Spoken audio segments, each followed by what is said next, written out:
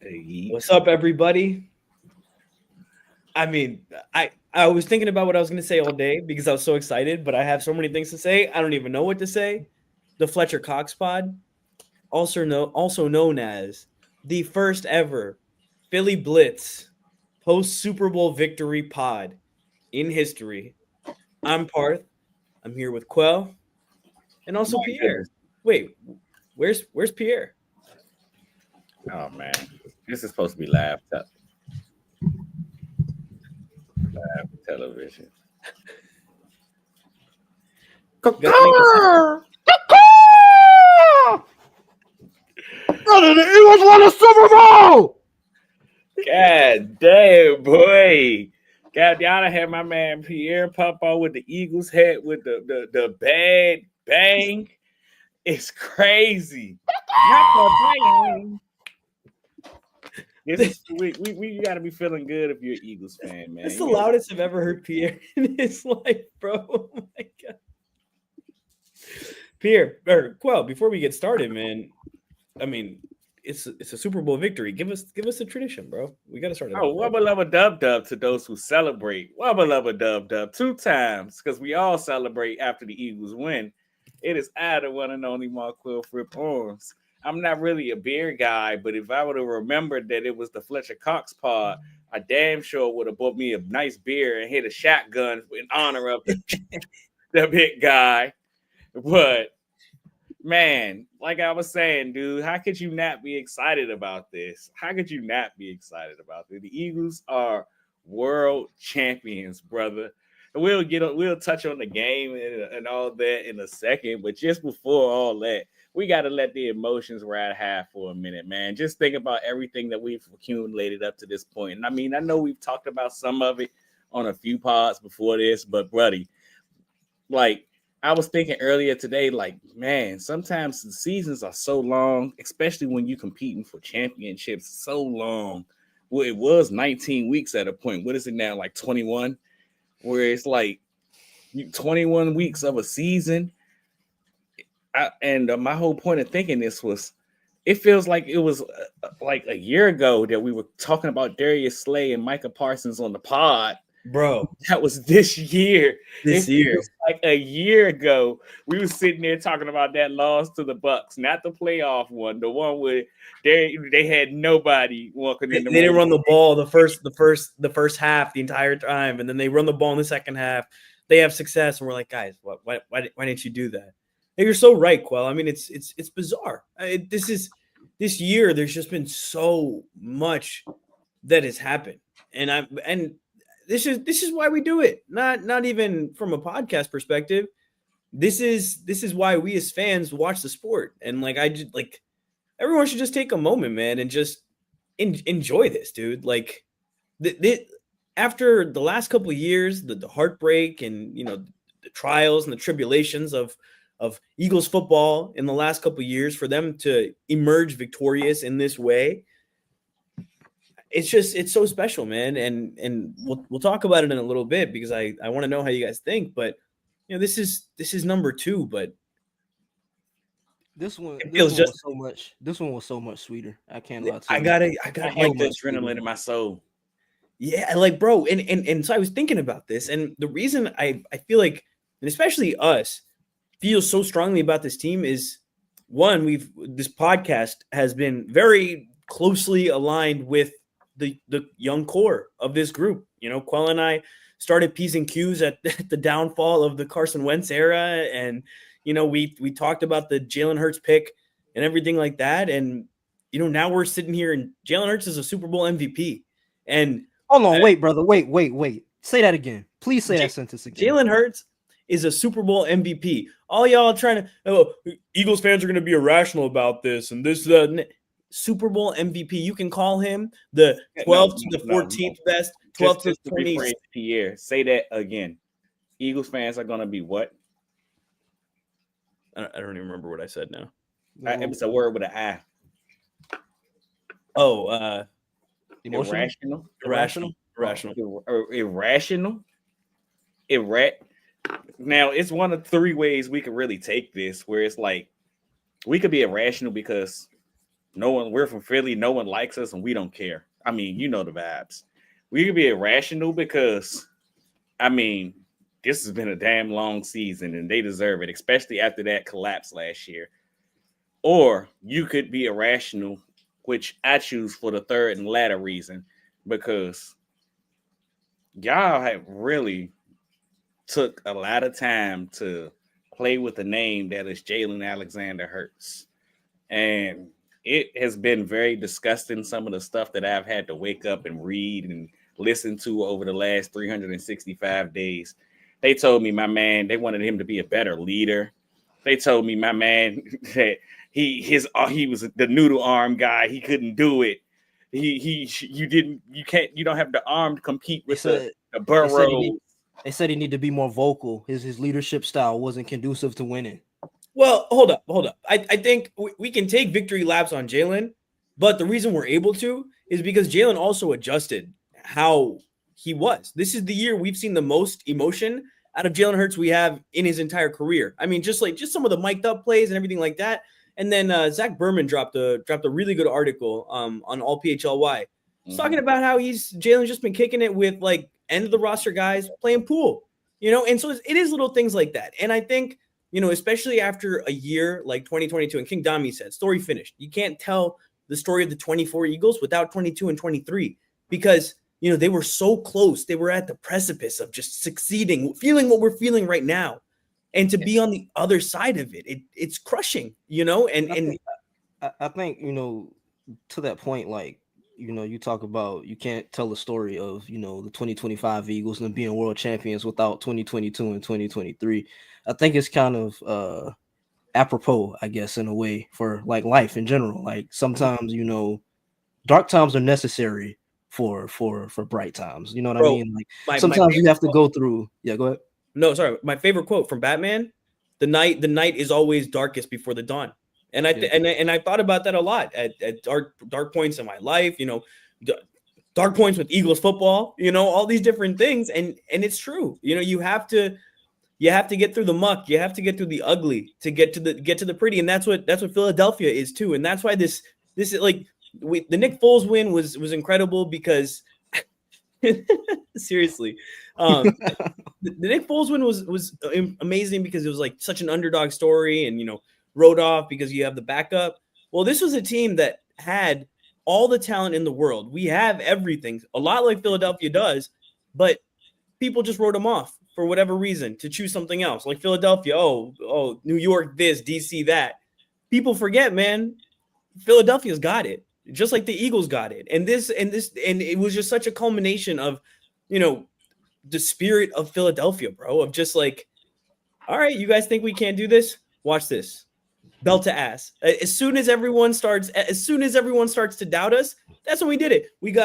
They favored us in the last Super Bowl, right? And then they lose. Everyone chooses the Chiefs this time. Oh, it's a foregone conclusion. And people talk themselves. It was crazy. Eagles have a better team, but they have Mahomes and Reed. Well, I mean, you just said it there. And Baldy, credit to Baldy, bro. He said this like on the All PHLY show with Anthony Gargano.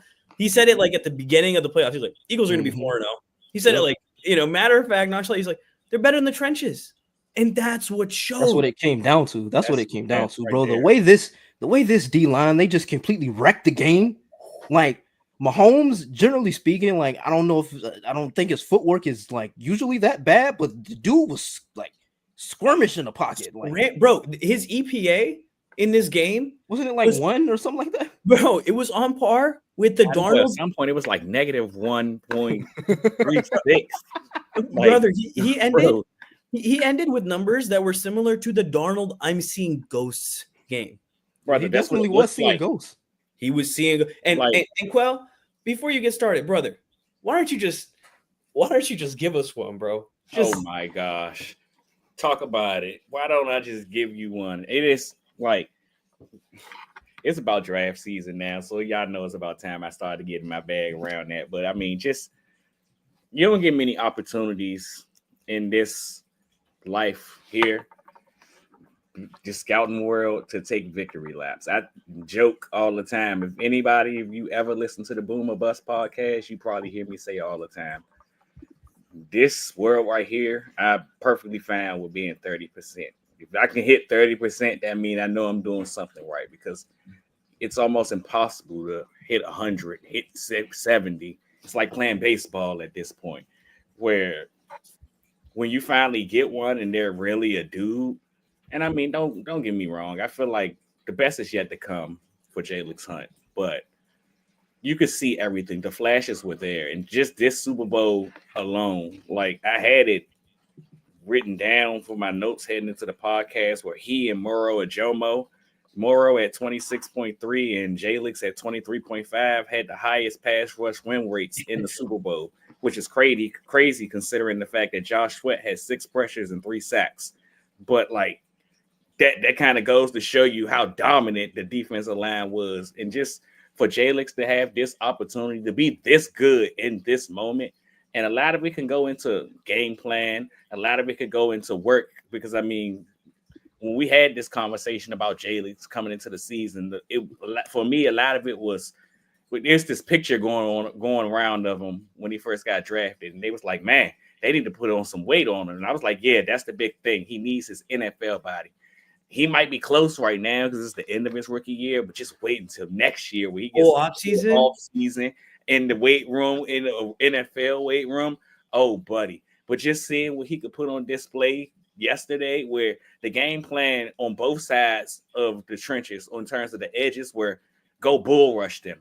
Mm-hmm. They ain't got the base nor the anchors or the ability to keep up, which is specifically on the left side with Thuney, where the arm length became a question at that point. Bro, he looked like he literally looked like he was like, and you feel bad for a reason. He's played guard all year. He looked like a guard in his sets. Like he didn't even set like a tackle, right, bro. Like when they continue, I don't understand why Buffalo didn't do that in terms of continuing to like bull rush him, make him prove that he could not get deep in his drop at all. The second Mahomes interception, I think it was Josh Sweat. He just like moved him back into the lap of Patrick.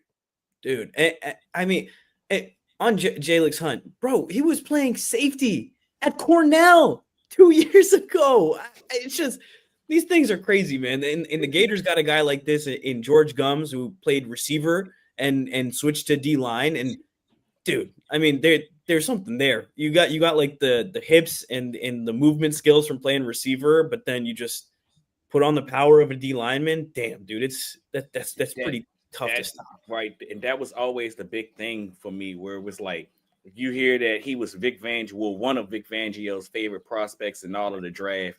And then you have the conversations like we love to have during the offseason about how do these defensive coordinators like to use these players. And you know Vic loves to drop his guys in the coverage.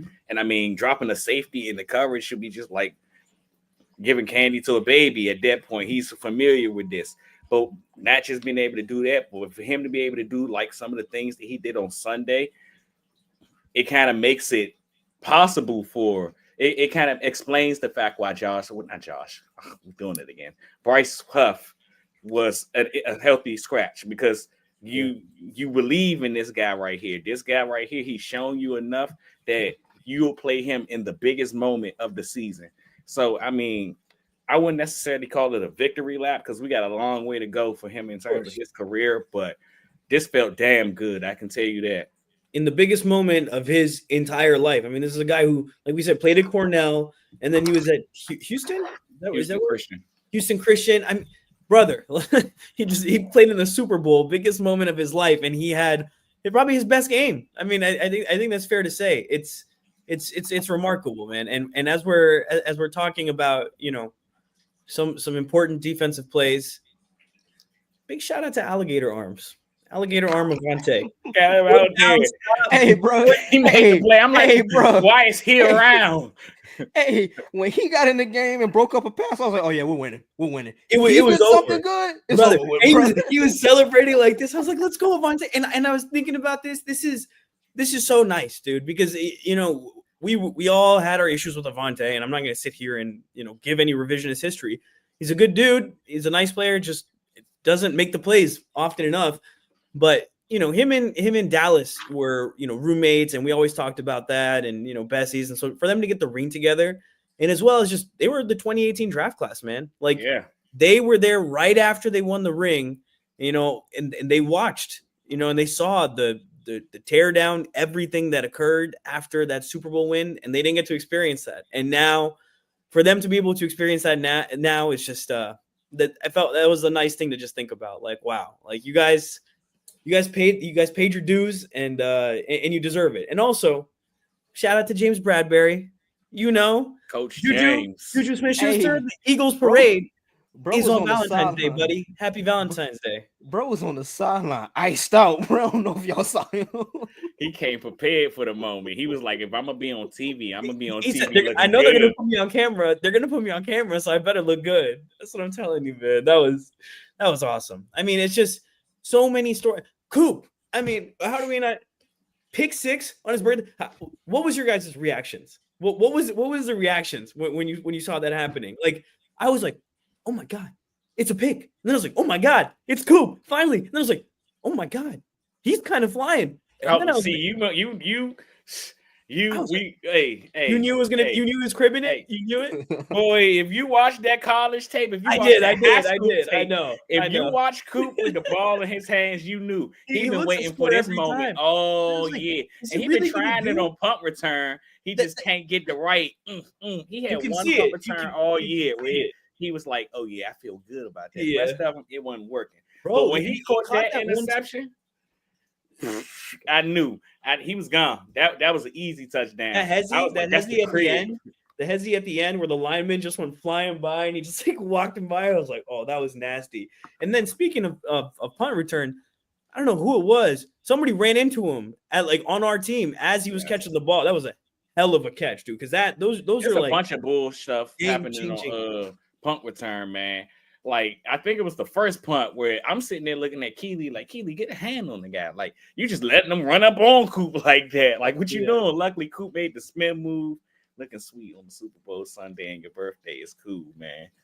Cooper DeJean. Awesome. Cooper DeJean is the 3rd greatest white man of all time. Dang, you dropped him on the list. He was number 2 on your Instagram yesterday. I had to think about it more. Number 1. You dropped him behind Jeff Hardy. Yeah, number 1's Mac Miller. Number 2, Jeff Hardy. 3, Cooper DeJean. I feel you. That's respectable. Here's something for you. I got something for That's y'all. Royalty. I got something for y'all. The last time white cornerback had a pick 6, we all know it was Jason Sehorn. Now, the craziest part about this and Jason Sehorn and his pick 6, that pick 6 was against the Eagles, and Andy Reid was the coach, which means for the last 2 white guy pick 6s, Andy Reid has been on the sideline watching like.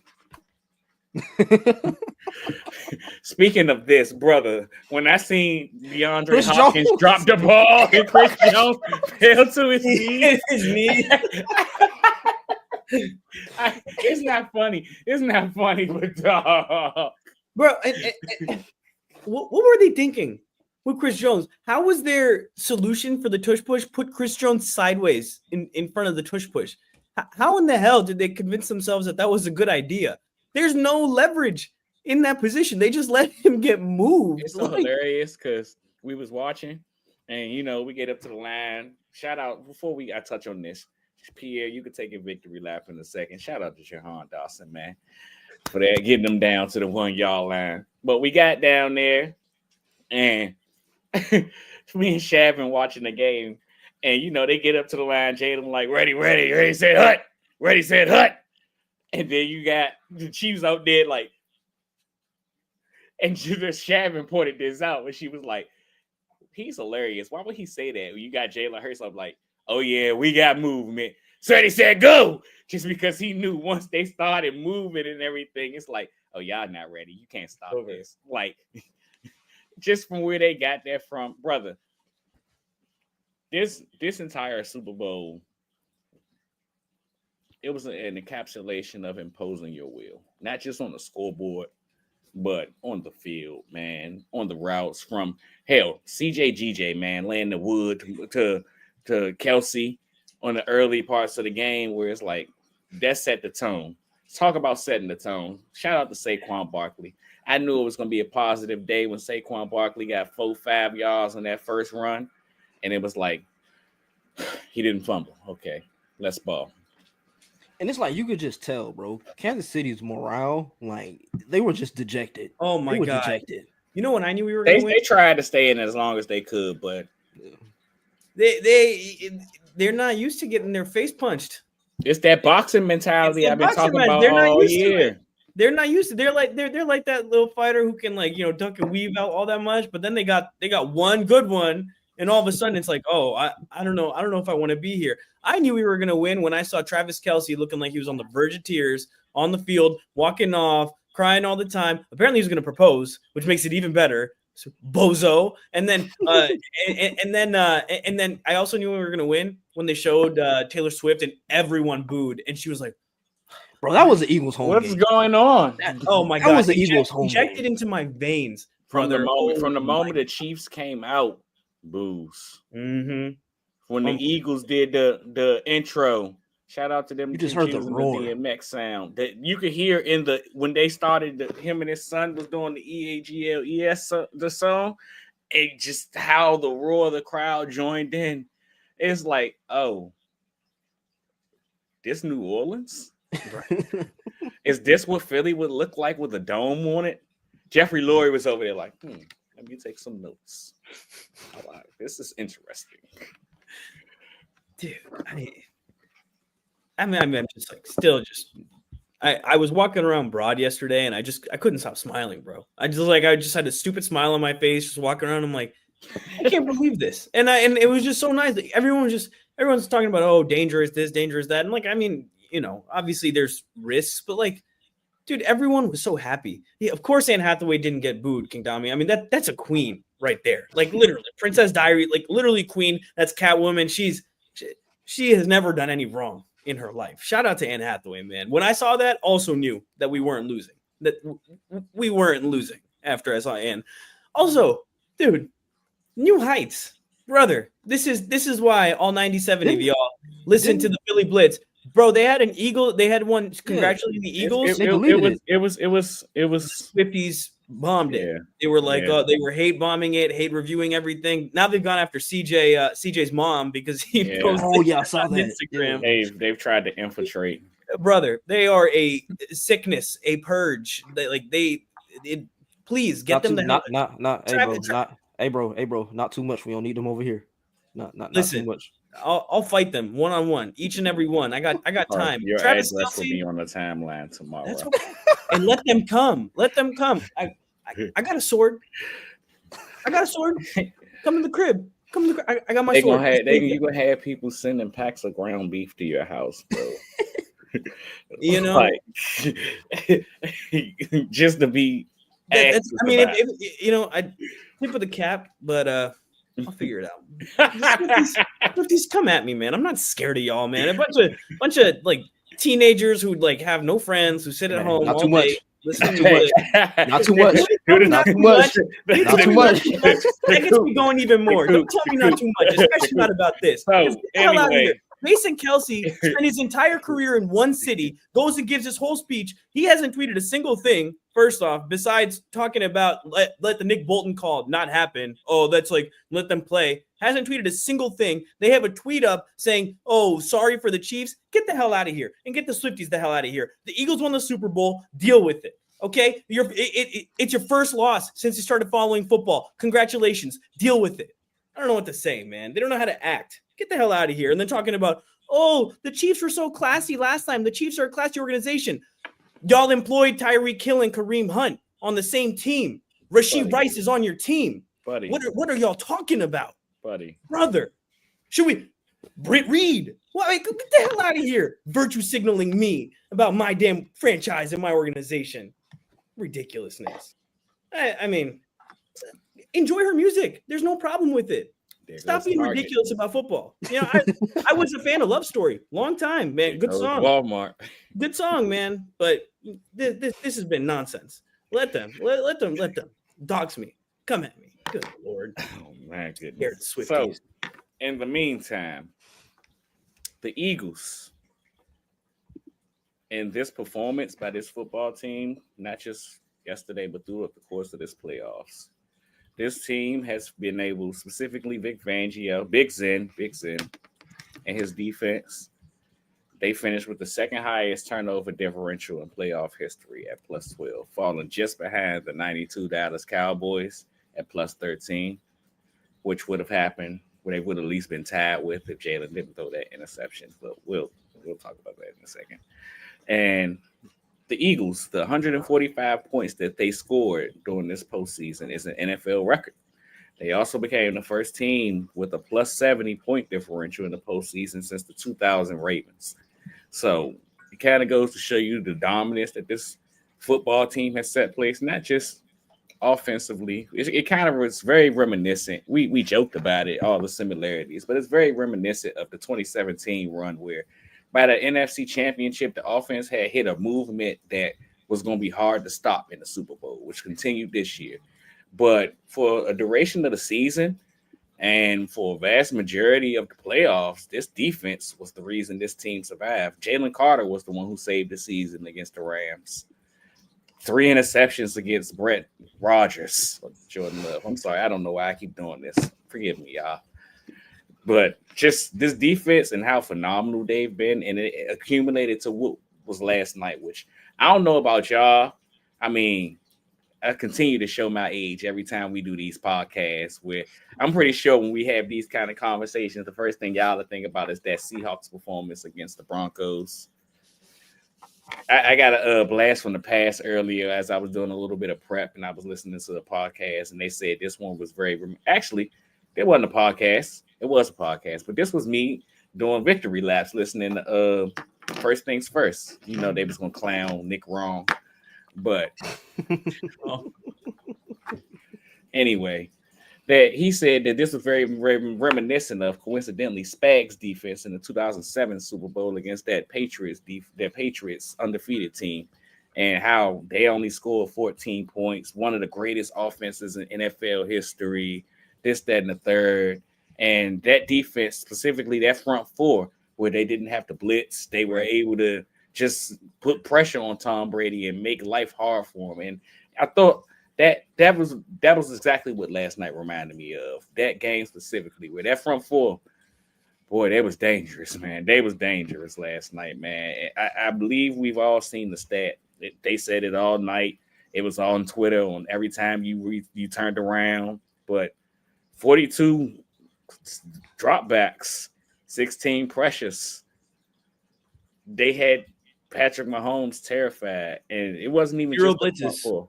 Zero blitzes. Bro, when Zero you can get that kind of pressure just sending 4, like it opens up so much you can do on the back end. Bro, he was pressured on over half of his dropbacks in the third quarter. Going into the third quarter with 3 minutes left in the third quarter, Jahan Dotson had more receiving yards than anyone on the Cooper team. DeJean had more receiving yards. I mean, like, bro, the Chiefs they didn't get on the Eagles side of the field until the third quarter, right? no, Yes, I have it right here. Actually, it was the Chiefs didn't pass midfield until there was 2 minutes and 24 seconds left in the third quarter. Buddy,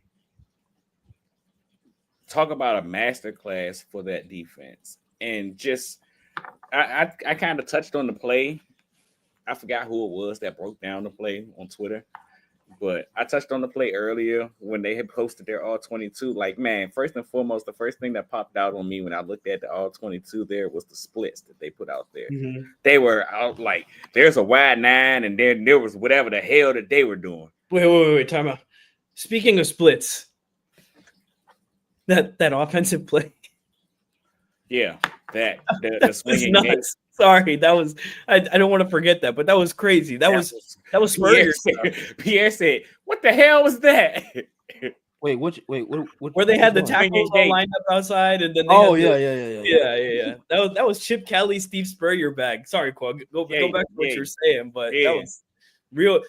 Kellen emptied the bag, bro. This tip of the cap, man. Hey, speaking of Kellen, has there been anything announced? He has not accepted officially. No, we're not jinxing it. We will not speak on this until the Kellen Moore episode has to happen. Now, will the Kellen Moore episode happen, and is he here?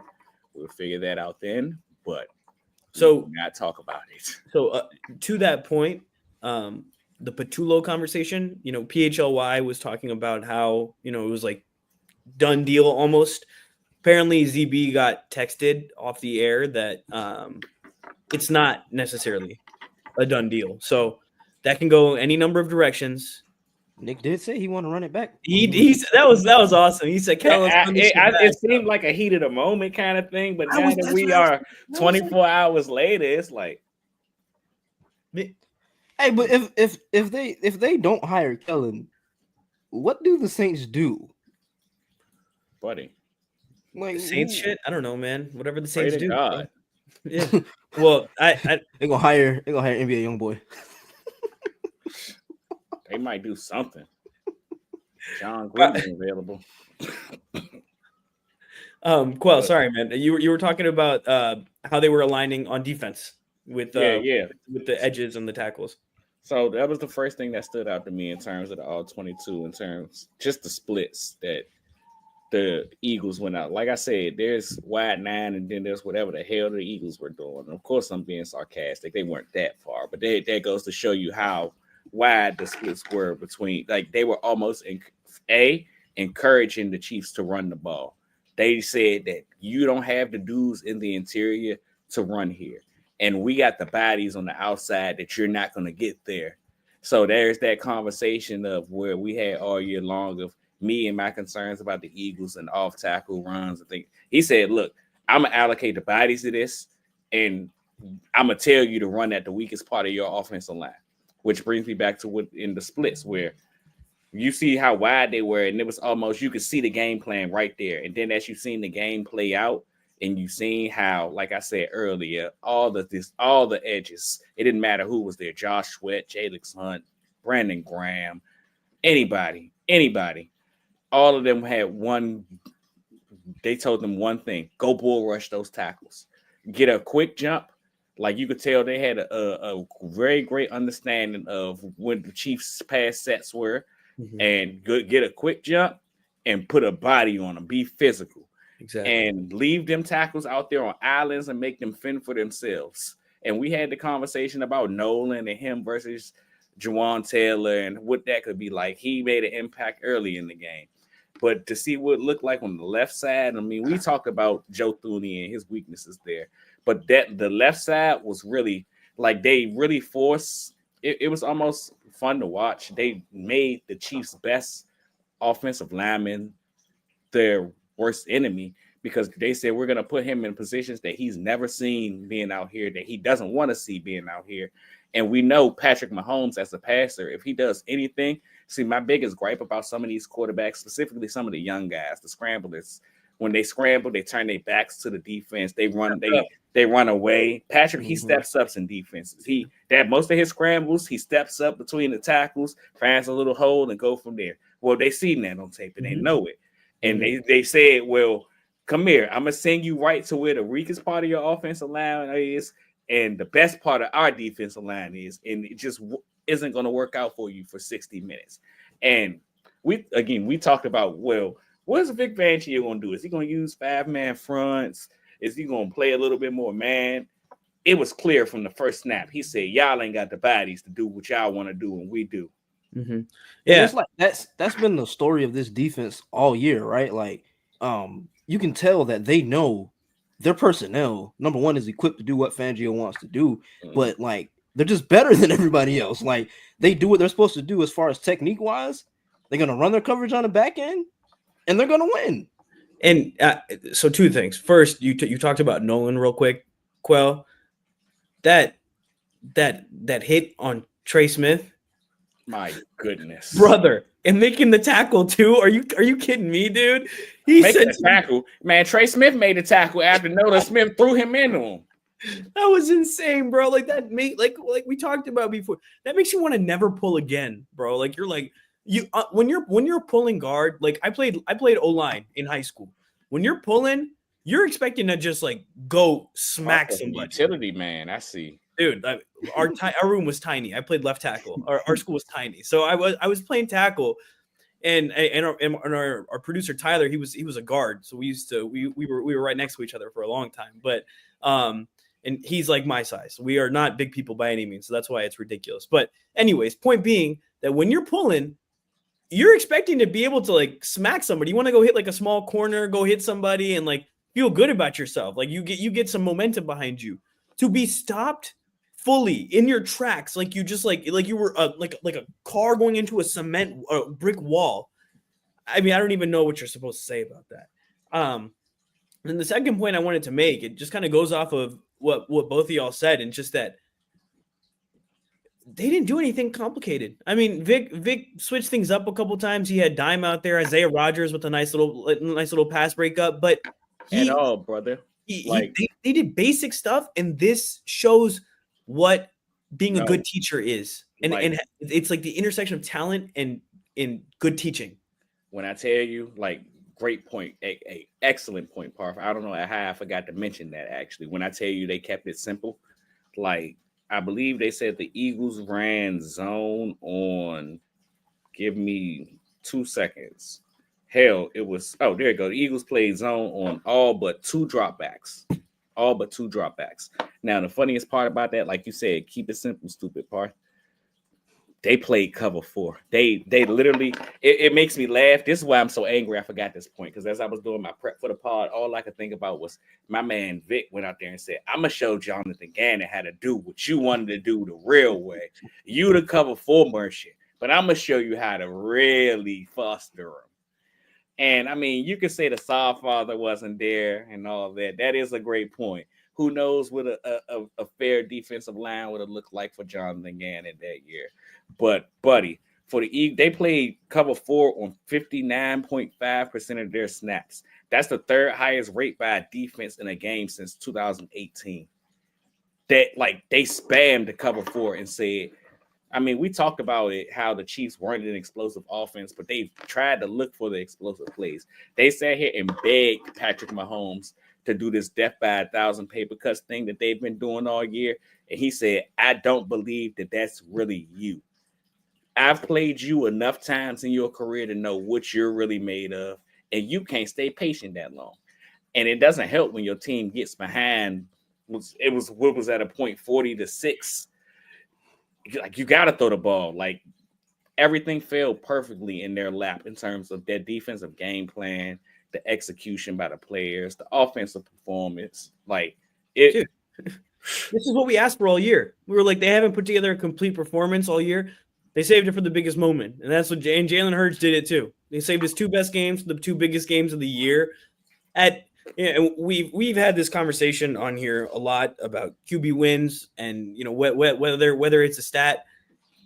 Jalen Hurts makes it a stat, man. Like everybody makes it a stat, man. That's like one of the most frustrating things in the world. I hate when people say wins are the quarterback stat, because then we start to cuss. Yeah, they are. I agree, man, because it's just like, and we've seen the other side of it as well. And so that's why it was tough for me in the past, because we've seen in the past where, when we've had, where Carson Wentz was throwing to Travis Fulgham and, whoever, and we were like, he's doing so much, but fact of the matter is they weren't winning. You can put up the numbers, but the team wasn't winning. There were things wrong with the team, and Jalen Hurts has just continued to win. And when the moment is biggest, he's stepped up, and we talked about it last week on the pod, and he did it again. He broke his Super Bowl rushing record from last year. Like, I mean, he like Super Bowl MVP, man. Like he went out there and he did everything that was needed.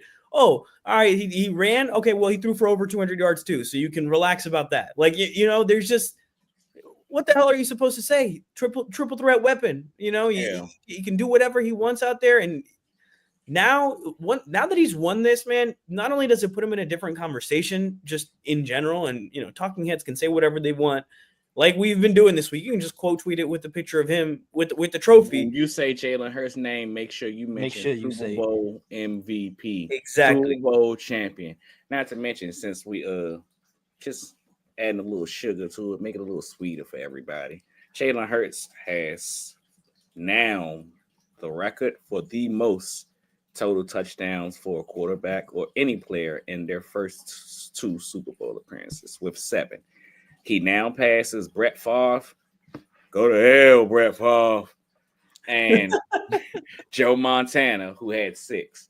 You can't support a guy like that who takes money from the people who need it the most. Bozo. But great Bozo drop. Great bozo drop. Sorry, before we keep going, like I was thinking they talked about this on the whatever show it was this morning on ESPN or whatever. They were talking about how, damn, I'm forgetting the stat now, but basically there's been 2 quarterbacks who have gone to 2 Super Bowls, and I'm gonna feel stupid. Tyler, if you remember it, put that in the chat for us. But basically, the 2 quarterbacks who have met this criteria were Jalen Hurts and Joe Montana, and I actually feel like that's a damn good comparison for what you can expect. Joe Montana, you looked at as a winner. Like that's you know what, Parth? God timing, damn it. Athleticism, it all kind of lines up. And then not even just that, man. Like Jerry Rice, Bill Walsh, Jerry Rice, greatest defense. At some point, I believe. There it is. Thank you, King Dami. 2 QBs who've scored 35 or more points in multiple Super Bowls. It's Joe Montana and Jalen Hurts.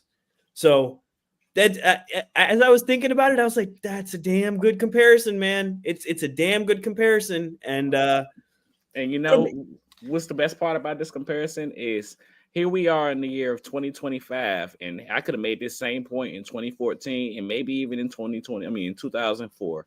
But here we are in these years where I don't hear nobody telling me about why Joe Montana ain't great because he played next to all them damn great players and had one of the greatest play callers of all time.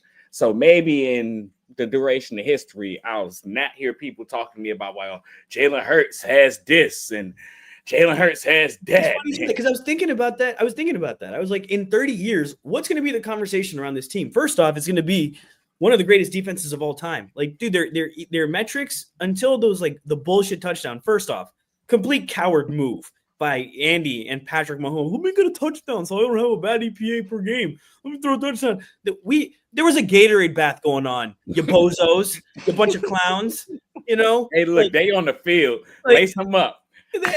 He said, Tristan McCollum, this one's going over your head, buddy. And Sidney Brown, it's over for y'all.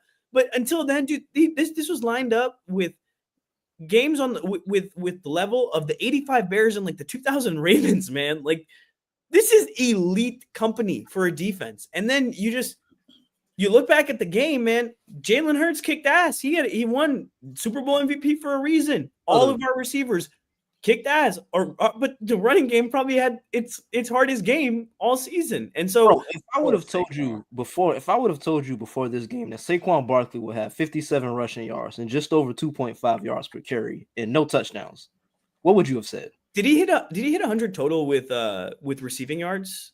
I think so. I know he was close. He was close. Yeah, he had to be close. That was a hell of a catch on the bobble. I was like, brother, don't drop this one, please.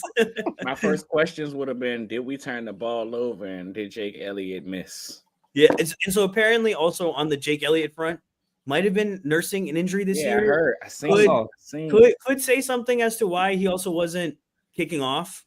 A little bit more taxing. I don't know. It remains to be seen. We'll see more. But tell me what you guys think. Like, what do you guys think people will say looking back 30 years from now? Like, on this last 3-year stretch, and then hopefully in the future, because before you guys go into it, that's also something I was thinking about, dude. Like, why this feels sweeter than 17. 17, like, you're like, we're gonna get Carson back, and we'll see. Jalen led our team from week 1 to the Super Bowl, man. Like, and we watched it happen, and he's under contract. AJ Brown is under contract. Devontae Smith is under contract. Our O-line is under contract. Saquon Barkley is under contract, and obviously there's turnover, but I mean, I think point being, I think what I'm trying to say is this feels like it could be special, man. These next couple of years, if you have Vic Fangio here, like, Jim Johnson, just hearing some wheels fall off. Right. Yeah. Exactly. Right. But I mean, you're solidified on one side of the ball. You get good play callers in. So go ahead first, Pierre. I don't feel like we heard a lot from you today. Oh, so I mean, I think like, it's like you guys just said, right? Like, it's one of the best teams of all time, right? Like, defensively, like you said before, those last 2 touchdowns, it was on par for a performance like the 2000 Ravens or like the 85 Bears? Yeah. right? Mm-hmm. Yeah. So like, then you compare that to the offense. Like again, like I've talked about numerous times on this podcast, like you add Saquon Barkley to an offense that already has a top 5 wide receiver in AJ Brown, a guy in Devontae Smith, who huge shout out to him, man, scoring a touchdown in his hometown in the Super Bowl. You saw the picture of him after the high school championship, like tearing Yeah. up. Yeah. I mean, yeah. And it was in the same arena. Same arena. And then he goes and catches the ball from Tua in the same arena. And then now he goes and catches one from Jalen sports are magical, man. Like if that doesn't give you goosebumps, I don't know what to tell you. Like it's just, sorry, Pierre, go on. That was amazing.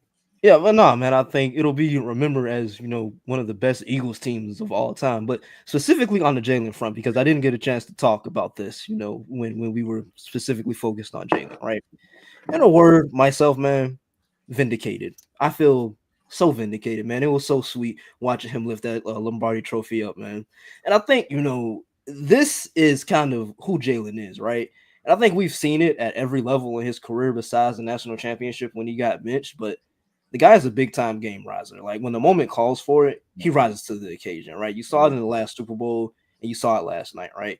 Like I said, if I would have told you Saquon Barkley would have had just 57 rushing yards, no touchdowns, and just over 2.5 yards per carry, I don't think any of the three of us would have thought this game would have been a win. And KC, you could tell their game plan was like anybody but Saquon, and they did an amazing job of it. But they put the game on Jalen's shoulders, and it wasn't eye-popping numbers like 300 or 400, passing yards, but the dude showed up time after time, man. Like the throw to Devontae that I just mentioned, like that might be one of the best throws I've ever seen. And to make the decision to throw that ball when you're up, what were they up 24-0 at that time? That is like psychotic. Like, bro, I was begging for it. I was like, bro, like we were sitting there, we were like, just give us the kill shot. And I'm pretty sure that was right after the Avante pass breakup, right? Yeah, I think it was the very next play. Yeah, brother, you got to use that momentum. I mean, I think, did somebody comment that? I mean, you have to. Avante Maddox got a pass breakup. Throw that thing as deep as you can, Jalen. Avante run underneath it, bro. I mean, come on. Also, I think this is just who Jalen is, man. Calm, cool, and collected. Like when the moment is chaotic, the steady hand that is Jalen Hurts, like he's done all season. He's just continued to lead this team. And again, like y'all said, when you mention Jalen Hurts' name, please put Super Bowl MVP behind it. Doubt him at your own avail, man. Like, I mean, all these people still, and bias is a hell of a thing, man. Yeah. Like it's not that crazy to be like, hey, maybe I was wrong, and acknowledge that I was wrong. I was wrong about Nick. I was wrong. I tweeted it yesterday before the game, before anyone says, oh, you did it because he won. I was like, Nick, it's till the wheels fall off, man. Like the way that he recovered this season, the way that he's gotten these guys to play, and the way that he understands what it takes to coach in the city, he's got my vote. And I was wrong. He figured it out. I was wrong. Some of y'all jackasses need to figure out how to do that yourself. I mean, get the hell out of here. The Ringer. I mean, it's shameful. It's honestly shameful, because then it's like, how are you supposed to take your analysis seriously? In all seriousness, I know I'm like kind of joking about it, but it's like you guys go out here and you'll be like, oh, I'd rather have Anthony Richardson. I'd rather have Aaron Rodgers had a better season than Jalen Hurts, and all this like BS. I mean, no funny. I get what you're saying, but in a microcosm of the entire conversation, even up to this point where Jalen Hurts is, and it kind of goes back to what we were just talking about in terms of why I personally believe wins are a quarterback stat. Where, I mean, we joked about it the last two pods where we said, would you rather have the better player or would you rather have the better team? And just to be in all honesty of all of this, when you talk about Jalen Hurts compared to some of his peers across the league, Jalen Hurts isn't as talented as them. Well, and that's okay. Jalen Hurts doesn't have to be as talented. But it's talent. Talent is so many different things, right? And I think that's what needs to be acknowledged in this conversation, and that's what's ignored. It becomes about like raw arm strength and all these types of things. That's why, dude. Especially some of these Ringer guys, man. They just want the explosive arms. They want the plays. They're talking about Patrick Mahomes' touchdown pass. It's like, dude, if Nick Sirianni had Gatorade being poured on him when they threw that, and you guys are drooling over this throw. I mean, Christian McCollum was on the field. Like it's ridiculous. And and Quell, I understand what you're saying. Like, I'm not going to sit here and be like, oh, he's the most talented quarterback, but to just constantly just demean the guy and be like he's 12th in the league at best, 14th to 21st. But that's going to always be their talking point. It is very disingenuous. Exactly. That's my point. That's my point. I know it's their talking point, and I know it's what they do. It's what they talk. It's how they do it. But it makes you a hack at the end of the day. It just makes you unreliable. That's why I brought this up though, because I mean, like I said, we all have had the conversation of talent or team. We us three in general have had this conversation, and for the longest, both of you guys sat there and said, especially when you talk about some of these guys across the league. I mean, we love Jalen. We wouldn't trade Jalen for the world, but you guys would prefer a special quarterback than the perfect team, for lack of a better term. Again, but my point is because he doesn't have some like electric arm, which is insane, he is a special quarterback. And that's what gets lost in this situation, and that's what frustrates me. Jalen Hurts is not outside the top 10, much less the top 7, much less now I think you can say top 5, man. And he has been there for the last couple of years. He's been number 2 in MVP voting. He's been second team All-Pro. But still, time and time again, the Ringer says Geno Smith is a borderline top 5 quarterback. I got love for Geno, but come on. Like, what the hell? Are we not going to reward somebody for consistently winning at every step, consistently doubted, and consistently stepping up to the plate? It's ridiculous to me. Conversations like this are exactly why when we have these draft season conversations, like, the first thing I always say is I'm a tape over traits guy. Basically, what have you done for me lately?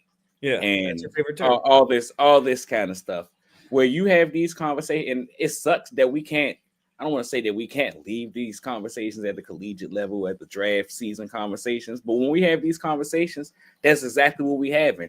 They are ranked ahead of Jalen Hurts because they have better traits than Jalen Hurts. Well, if you want to talk about the mental and then the scrambling ability, Jalen Hurts probably ahead in those aspects. But in terms of as a pure passer, a quarterback, they have better traits than Jalen Hurts. But then when you start talking about, well, when you cut on the tape, what's going on and who impacts their team winning more, it's a completely different conversation. Exactly. And that's the kind of stuff that I don't feel like it's taken into account enough, because, I mean, sometimes the saying is old and it's frail, but it's real. Winning isn't everything. It's the only thing. And that's what he does. That's all that matters. At the end of the day, like I was saying, of why wins our quarterback stat. When we start talking about these greats at the end of the day in these conversations, when we talk about Brady, exactly, Brady and Montana, and why Marino not that high. Well, he's pretty high, but he's not that high. While Rodgers is pretty high, but Marino was probably the best pure thrower of the football until Mahomes, and he never got the respect. Hey, don't disrespect Aaron Rodgers, man. Okay, Aaron Rodgers too. Very true, very true. But I mean, excuse me, once in a generation type talent, but he never won. So he's not in these conversations. He's not in the conversation. I think it also comes down to the fact that, like, I think people only view the term like special when you talk about quarterbacks in one light. Like, I think it's difficult for people to acknowledge that, you know, special might not be someone with a Josh Allen arm. Special might not be someone with Lamar Jackson's rushing ability. But for Jalen Hurts, special is his ability to win. Like, dude, that's just what it comes down to. This wasn't a thing. You got to remember where we came from, though, Parth. Like, I was kind of having the same conversation with Shavin earlier, and it kind of stemmed from the Tom Brady conversation, where he said the difference between quarterbacks now and his day is quarterbacks nowadays don't process as fast as they do. Right. And Shavin's rebuttal was they don't have to, because they're it's not even just coaching. They don't have to process as faster because they're just more physically gifted. These guys could run. They could do a whole bunch of stuff that John just couldn't do. She's 100%. It's real. It's a real truth. But in the same breath of that, when we talk about these quarterbacks and these traits, you got to remember where we coming from. When we're looking at Aaron Rodgers and Drew Brees and Tom Brady and 5,000 yards. No, when's the last time you seen a 5,000 yard passer? Exactly. We don't see 5,000 yard passers. But the other thing is this whole archetype that we've kind of, the pendulum has swung towards, is just mind numbing to me, because 20 years ago, Jalen Hurts would have been the best quarterback in the league. It wouldn't have even been a question just because he keeps winning. It would have been him and Patrick Mahomes neck and neck. It wouldn't have mattered. It wouldn't have mattered. Lamar, Josh, Justin Herbert, all those guys. Wouldn't have, because Terrell Davis existed and Joe Montana not Joe Montana. Terrell Davis existed and John Elway got his love. Right. No, exactly. But on Jalen specifically, also though, I think it, like you said, part of the bias. I think it comes back to the fact that when this dude was coming out of college, a lot of people already had preconceived Taysom Hill. Yeah, they called him Taysom Hill. Like people had. Yeah, go ahead. Sorry, all I wanted to say, going up, finishing that archetype perspective, is before Mahomes, it was probably Rodgers, right, with like the crazy arm, all off-angle throws, and like this is what you want. But before that, man, Tom Brady didn't have some insane, crazy arm. No, and he said it himself. He's like, my superpower was going up there and knowing exactly what the defense was going to give me before the play even started. And that's what Jalen has started to progress to. You can see it. This year, we lost Jason Kelce. We really didn't miss that much of a step in terms of calls of the Lions and checks. And those are checks Jalen made. The run game. Everybody on the O-line, the running back, all the coaching staff, everyone says the run game doesn't run without Jalen, not just because of his threat with his legs, but because of the checks he makes at the line. A lot of these touchdowns this year have been checks at the line from Jalen, and so my point is, and I know we've kind of gotten into this long diatribe about it, but stop being disingenuous, man. Give the guy his respect. He's won. He's evolved every year. You guys talk about all these other quarterbacks and look at how much they've changed and how much they've evolved and done this. And Josh Allen cut down on his turnovers. Well, acknowledge what Jalen Hurts has done and how he has grown, and stop using that he's in a good position against him, because not everybody is going to take the step back that he did and do the things that he did to win. He puts winning above all else. He said it in his press conference. I don't care about statistics. I care about one thing. Winning. Right. But I mean, I guess for me, not for me, but I guess how I see this whole conversation is we're same way I say football is 100-year civil war. This conversation is assumed to be not too far behind it. Where it's always going to come down to being a preference thing. Like I brought up the whole tape over traits thing. It's always going to be people who would prefer to be able to put the game on their quarterback's shoulders and say, hey, go carry me to a win. And that's saying Jalen Hurts can't do that. No, I understand what you're saying. Like, go make like the crazy throws and do the things that we've seen. To that, what I will say, and I know we're on the same side of this debate now, have they ever lost? Has a team ever lost when they have the number one defense and number one rushing attack? I don't think so. I know they haven't. Yeah. I guess it's one of them things where, and this kind of goes to the conversation I was kind of trying to have with you guys, where what's easier to build to you in terms of when you want to have these conversations about these teams? Is it much easier for you to think that you could find you an alien quarterback that can fix all your problems, a la any team in the AFC? Or do you think that you can construct a roster good enough that you can use your quarterback to his best abilities? It doesn't matter who that quarterback is. You just got to find somebody that works well for you. I think you build the team first. And my perspective has changed after watching how the Eagles do it. But that's what I would do. Now your question is what's easier. And that's where the conversation gets harder, because, like King Dami here said, like, you got a doofus head coach, carried QB, and Twitter GM, but those guys. When they call him on a Pat McAfee show, man, I don't know if y'all ever see the Nick Sirianni skits or anything. Yeah, no, they're pretty good. They're pretty good. He's a big dumb dipshit. Right. I mean, that's basically what everybody says about him. But the fact is that ownership gave all of these guys a chance. Howie Roseman was shut out, thrown out the door, and he was given another chance. There were chances where Jeffrey could have gone another way and been like, no, this isn't working. But he gave Howie time to work things out. They gave Nick. Nick decided to come back. He went into the same meeting as Doug. He came out and he kept his job. He didn't say no. He put his pride aside.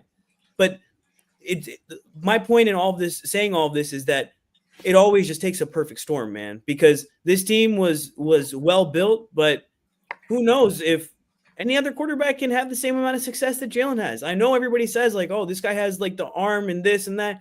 but Jalen was the right fit, right? And so much of it just comes down to circumstance and coincidence and things falling the way you need them to. Brother, like how many people were upset in 2019 when we draft Jalen and then Jalen? We're just like, why are we taking a quarterback here? Like we just paid Carson Wentz, but analytics were showing that, hey, Carson Wentz, like he threw for 4,000 yards, but he's declining. Maybe we need to think about the future. And the Eagles got burned on not taking. Man, just changed the whole story. Oh no! I'm serious. This was stuff that was actually happening. I was talking to Tyler about this yesterday. Is that there were numbers in the building, inside the building, that were just kind of saying that his play was he was winning, but the level of his play in some of like the like what is it, advanced metrics, just wasn't. I understand what you're saying. Wasn't trending upwards, right? So it was a backup plan, but also the other thing I was going to say, you can't underrate the amount that missing on Russell Wilson had that effect on and Jeffrey Lurie, and Lurie. It's like he always brings that up whenever he's talking about Jalen. Like he missed on Russell, and he didn't want to miss on his Russell again. Mm-hmm.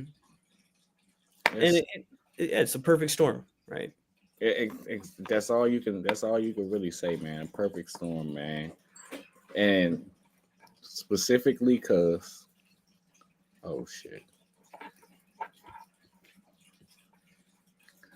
specifically because I don't think that when you think about Jalen and how what's the best way to say this? How he has basically transformed what's going on in this locker room. We joke about how winning is a mentality. And you said what was going on with Carson, man. I mean, he was putting on the statistics. It's actually hilarious because all I could think about as you were saying that is listen all week about how Chiefs people said that Patrick Mahomes has kind of changed his play style, less aggressive, things of that nature. And one of my biggest arguments over the first few years of Carson's career was not necessarily Carson and Patrick are on the same level, but they're a lot of the same quarterback who get away with a lot of the same things. The amount of arguments, brother. Oh my God, dude. Like if you look at near or top of terms of turnover worthy plays, both of them were always there. Now one of their interceptions started to get caught and the other ones didn't. But just there alone, you can see, well, from Patrick having the opportunity, like they said, to change up everything, become much more of a safer passer, all these things of that nature. I can understand why the Eagles decided to go away from it, but still, it was a damn risk and a risk worth taking, especially considering where we at now. But it's just like that conversation we had about how he's zigging and zagging and things of that nature. Yeah, it's sometimes you just have to. That's why I was so high on Atlanta making that decision earlier this year, because like sometimes you just got to understand what's going on in your building, even if the general public won't. Hey, based on this team building conversation, Cam Newton, get the hell out of here. We're talking about the Eagles. What the Eagles be? As soon as they start talking slowly on TV, you know they're saying something stupid. Every single time when they start slowing down and being like, "This is how this is," maybe it's like this. I do it myself. You know it's a bad idea. just shut up, man. It's not a good one, bro. I mean, come on. He's talking about would the Eagles do the same thing in the AFC? Yes.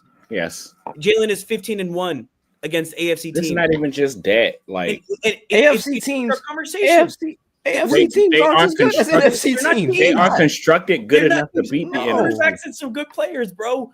The Eagles are a built roster, offense and defense. And special team. Shout out to Jake. 6 field goals made, by the way. You know, every single time they tried some devil magic came up. I told y'all to stay down, man. You did. You held it down for Jake, and Jake showed up for the moment, man. I was stressed every single time. I'm not gonna lie, but it felt good. Wasn't it? It was. I think it was the field goal to put them up. I think it was 37 when they went up 34-0. Put up 37. Yeah. I was like, And the next one was down the middle, and I was like, okay, Jake, like just get it, man. No, but yeah, he's not. They're not having issues in the AFC. And also, while we're on the topic of Cam, Jalen's better. I said it. One of them got a Super Bowl MVP. I was having this argument with my would you prefer? That's what I said. I was like, I remember Cam Newton's Super Bowl appearance. I remember him not jumping on that damn fumble. I'll never forget that, bro. I'm like, you are big as shit. Why are you not jumping on the ball, bro? He said, I didn't want to get hurt. Boy, I heard that. I cut that interview off so fast. Like, all right. Bro, you are 6'5". You got to want it. I'm flipping into the end zone, but you can't jump on a fumble? Like, come on, dog. Winner. Winners and losers, man. Jalen would have jumped. I mean, no funny when you listen to Cam Newton talk, like how he says on some of them things on First Take, and it's like, it is. I wonder what his perspective changed if he would have won more. I know, and just being surrounded with like he had talent, but just surrounded with like good ownership. First off, that just like would make good decisions consistently, and it's tough. You don't end up winning, and then once it's gone. And I also think, honestly, I think the reason Cam's career just kind of gets looked at poorly because he was dominant, bro. That 2015 season, that was incredible. And I'm not trying to take away anything. I'm saying how special Jalen is. But the point about Cam is, I think it's just because he had too many down years at the end, bro. He didn't hang him up soon enough. Like when he was on the Patriots and he just couldn't throw the ball. Like I think that those are tough memories for people to put aside, and especially younger fans. Man. Like 2015 was 10 years ago, right? So for a lot of fans, like the Cam Newton, they know is not, oh, you watch film? That's cool. Watch this, like it's sad, but that's how it goes. And that's why that just goes to show why this damn ring is so important. You are immortalized, bro. Nick Wright said, oh, the Eagles will be remembered for, being in the documentary about the three-peat. Hey, buddy, I'm glad that they gave him all the torture that they could today. They had the band out there. That was hilarious, bro. They had a band circling him. My boy T pointed this out yesterday. Both the Eagles Super Bowl W's, 40+ points. Interesting. Makes you think. I have the stat here. Actually, this was the first time a team has scored 40 or more in a Super Bowl since 2017 when the Eagles did it. Wow. Look at that. I hope y'all ready for the next time the Eagles in the Super Bowl. We're gonna be sitting here because the Eagles average 40 points per game in the Super Bowl. I know, and if they don't hit it, they're gonna lose. Oh my god! Like, actually, I guess the average will be like 37 or something because it was 38 last 35. It was 35-38, right? That was what it ended up. Against the Patriots and no. I'm saying 2022, yeah, 38-35. Yeah, bro. They're gonna. I think the Patriots was 21-24, right? I think so. I'm pretty sure. Right? I'm old as hell. I'm checking right now. 41-33. Nah, not that one. Oh, you're talking about the old. Oh, okay. That was 04, right? Yeah. Mm-hmm. No, that was. Oh, okay. The McNabb hangover game. Yeah, no, it should be 21. It was 24-21. Yeah, you're right. Man, we will. This was a fun game. This was a hell of a game, but we'll be seeing them again. I mean, this doesn't feel like it's over. It really doesn't. And now Jalen and Pat are 2-2 total, 1-1 in Super Bowls. This is like the type of rivalry that they're gonna make like 30 for 30s about this, bro. Like in the future, there's gonna be documentaries about like this like stretch of time where it's just kind of been like back and forth. And every time they've played, Jalen has outplayed Mahomes, bro. Like, every time. Well, in the Super Bowl, and then every other time, like he's got at least drive for drive with him. Even in that game, Quell, P's and Q's days when the Chiefs came up to the link. And they just got everything they wanted. Oh my God, on that defense, Jalen was damn near going back and forth with that offense with Jalen Reagor. I think you're on mute, bro. I am. I think it was a one possession game for a long time. Yeah. So it, like we said, anytime it's come to it, Jalen just step up to the plate, man, and you can't underrate that or overrate it. I don't know which one. It's late. Before we get out of here, man, it cannot go.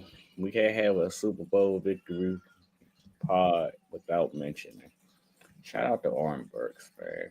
Dude. Oren freaking Burks. That picture of him jumping with Coop going into the end zone, oh my God, what a we know we talked about the last time he had to go in and replace Dre Greenlaw, and he got targeted 9 times, gave up 9 receptions. It was probably miserable. Well, talk about redemption for him, playing 47 coverage snaps, only allowing 4 catches for 27 yards, man. Shout out to Oren Burks. Brother, on that play specifically, Coop was locked in, like dead staring at the camera. Pointed. He's like, I'm not losing. He's like, I'm not going out. He was scoring that no matter what, dude. That was incredible. Also, shout out Abdul Carter, man. I mean, bro is really just one of us. That is hilarious. We gotta do something. We gotta do something to get him in midnight green, bro. I don't know what it's gonna take. I'm telling you, it's you're not gonna get Miles if you want Abdul, and I want Abdul. Give me the Eagle. Give me the Eagles, man. He's a sicko. He's arguing on Instagram about Jalen Hurts. I don't have it's Miles Garrett though, bro. He got a personalized Eagles hoodie. I don't have the faith. It's Miles Garrett though, bro. Literally just tweeted 29-year-old Super Bowl champion, #1 pick in 74 days. Huh? He's Sorry. not coming.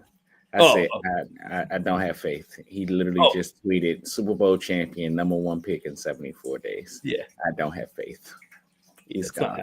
It's never gonna happen, but it would just be. It might one day. Yeah, it could one day. I honestly even we could be doing this podcast in 2056. Like, yeah, because Abdul Carter's coming over. Mm-hmm. No, I get the Myles Garrett talking. I'm sure we'll talk about this more. It's going to be a long off season, but I don't want to give up a ton either, just because it's going to limit cap space flexibility. You're going to have to give up picks, which are going to be young players. And I mean, he's 29, right? So you're looking for probably 4 years of on the higher end of peak. Now, I was, of course, very wrong about Slay, but he's like the first 32 plus corners. Like he's like the second, I think, in like the last like 10 years to actually have like a good season playing at this age. But I don't know, man. I wouldn't really want to give up like, 3 firsts or if it's like 2 firsts and a young player. Philly Special was talking about, Quignon or Coop. I'm not giving up either. I'm not. For what? For who? For Myles Garrett. Probably be a first. Why would you do that? You better take these 2 first-round picks and a 3rd-round pick and be happy.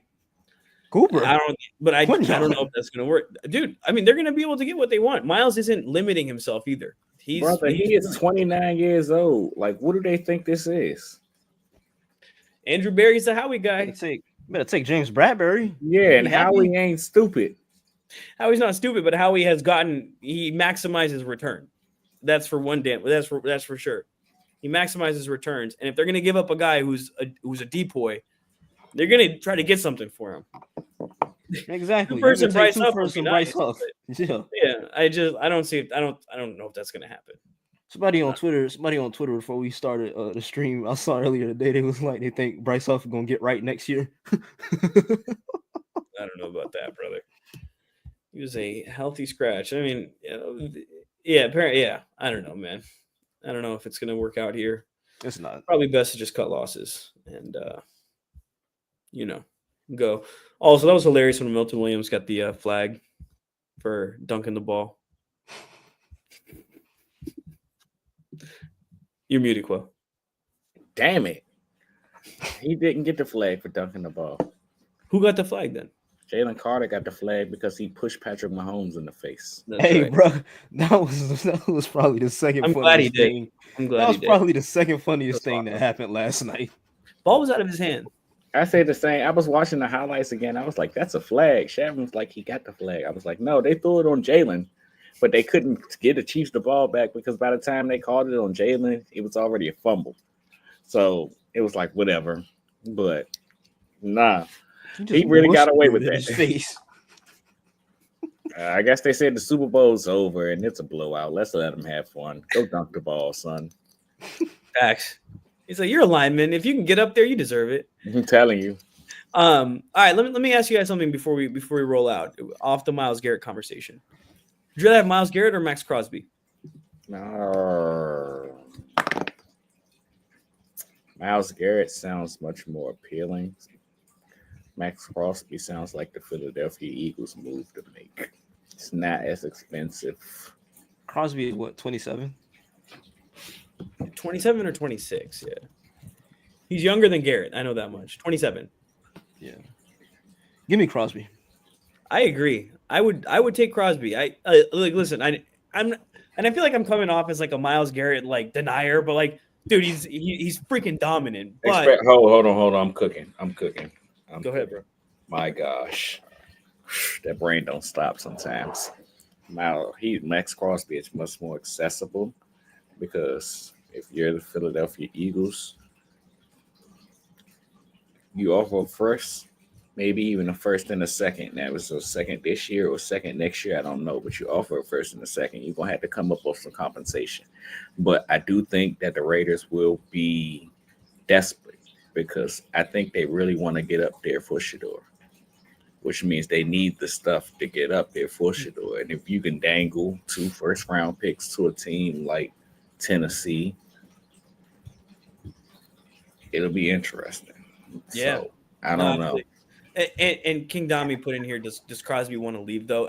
That's a fair question. It's always like, I don't know, because yeah, he's been basically saying that y'all need to get y'all stuff together. But I could have sworn I seen something that he told Shador, "I'll see you in a couple weeks." yeah. So it's just been very back and forth with him because he'll get on NFL Network and be like, they need to figure it out, and like, I want to win. That's my priority and things like that. So who knows, man? And like we said, it'll be a long off season. We'll be here all off season, and we'll have lots to talk about. We have a lot to talk about with the off season pod. First pod, we'll do a little dive into the draft as well as free agency because there's some significant players who could be leaving, but there's also players that we talked about at the top of the pod that could be stepping into some of those roles. So some of the decisions will be fascinating, but before we roll out, I wanted to take a moment to thank all of y'all. I mean, Pierre and Quell, you guys, of course, but our producing team with Tyler, Brandon, Nimai, and then all of you guys who joined the chat, man. Like, you guys have no idea how much it means to us. We were celebrating hitting 1,000 and 100 on Twitter and Instagram because we've been doing this for years, and we were doing this before we were getting viewers in the live stream, and it's truly for the love of the game, man. We love this, and we look forward to just being able to hang out with each other, and now with live streams, being able to hang out with y'all and just build this community and just appreciate this moment, man. These moments, you never know when they'll come around, how often they come around. Cherish your loved ones, cherish these moments, and yeah, go Birds, man. What a beautiful moment yesterday. And yeah, we appreciate y'all being on this journey with us, and we're excited for more. Thank y'all for taking on this ride with me. Telling you, man. Like hell, boy. Like hell, man. It's just more than you could ever ask for. I mean, I enjoy the hell out doing this with you guys. I mean, like you said, Parth, we was doing this for the love of the game. We was doing this when we had 6-7 people in here listening to us as we was talking ball, but we didn't care. We just wanted to get the content out, talk our BS together, and just have a good time, man. And here we are. Just numbers continue to rise, but we still doing a lot of the same thing. And be able to do this, I was telling Shavin yesterday how it's the last game of the football season, and I'm blessed to still be putting on Eagles paraphernalia. Like, absolutely, these things don't come around every year. We know how last year felt. We know how a bunch of the years felt when we weren't in this position. We know how it felt to lose in this position. Mm-hmm. So to just get to this point, it was special, man. Still is special. We should enjoy it. It's going to be a long off season, so please don't be afraid to pop your shit, y'all. Let the Absolutely. people know that we are the Super Bowl champions. Don't allow nobody out there to disrespect the name of Jalen Alexander Hurts because he's earned this moment. And I mean, go Birds, man. Just have fun. I hope we all see y'all on Friday. Absolutely. Oh yeah, and maybe It ain't gonna be maybe. We have to. If we all gonna be together, we have to make a podcast. So what I'm thinking is maybe Friday night, maybe Saturday. We'll get a live pod up for y'all. We're gonna meet Pierre for the first time, so we'll let y'all know if he's short, if he smells bad, any of these things. My man gonna roll up looking like Karen on a computer, like, "Hi, nice to meet you." bro pulls up, gets in my car. I'm like, oh my god, he smells so bad. Like, hey man, long weekend now. Y'all seen the cologne collection? Y'all know I don't. Y'all know I don't. I definitely y'all know. So we're all extremely excited, man. So we'll be meeting up here. Hit us up, man. If you're in the area, we made the Discord a while ago. We'll tweet that out again. Use that. Hit us up. Any questions y'all have. But yeah, let's meet up at the parade, everyone. Party on Broad Street. Go Birds. Yes, Go Birds, man. Go Birds. Yeah. Before we head out, the Eagles. If the Eagles are the Celtics of the NBA, which we've talked about, because the Sixers are the Cowboys, so you have to live with these things. That makes Tatum and Jalen the same person, and the more I've thought about it, the more it works. They're both aura farming constantly, but Jalen's better at it though. Jalen's 100%. That picture was hard. Tatum was forces it too much. Tatum's was fake. Jalen has true aura, but just in the sense of just the player of look, Tatum's not putting up crazy numbers all season. He gets his respect, but when it came to crunch time, bro, Tatum took the heart out of our chest, man, and we've watched it. So, to my cousin who's a Dolphins fan and Celtics fan, we have a chat nuclear deterrence now. I can't slander Tatum. You can't slander Hurts. It's over, buddy. Wait. So if the Eagles are the Celtics and Jalen is Jason Tatum and the Sixers are the Cowboys, does that make Joel Embiid Dak Prescott? No, because Dak doesn't have an MVP. I think it would make him it's probably Romo. Did Romo have an MVP? He didn't have I don't think he had an MVP. No. He had good seasons, never an MVP. I don't know. The Sixers as an organization are run like the Cowboys. Player comparison for Joe, it's hard. It's like Harden or Lamar, where it's just MVP's talent, but it's just crunch time comes and it just doesn't shake. It's not even necessarily your fault every time. Shit just doesn't shake your way, and that's the way the cookie crumbles. Anyway, sorry, little bit of a tangent there, but I've been just thinking all day, man. The brain's been racing. Adrian Peterson. Yeah. That's about dominant MVP, one dominant MVP year, dominant years of just putting up numbers, but you don't win. Injuries. That's a damn good one, Quell. Andrew Luck. You ain't got no damn MVP, man. Why do y'all keep naming these non-MVPs? Damn, there was some real hate for Andrew Luck right there. Damn. Andrew Luck didn't have an MVP. He would have won one. He went to Stanford. All right. Jesus Christ, man. Do you know how smart he is? Yeah, he was smart enough to retire before they ruined him. I'm saying, man, that was horrible. So anyway, sorry. We're getting off track, off topic. We'll see y'all on Friday. Your Eagles are Super Bowl champions. Go Birds. Go Birds. Go Birds.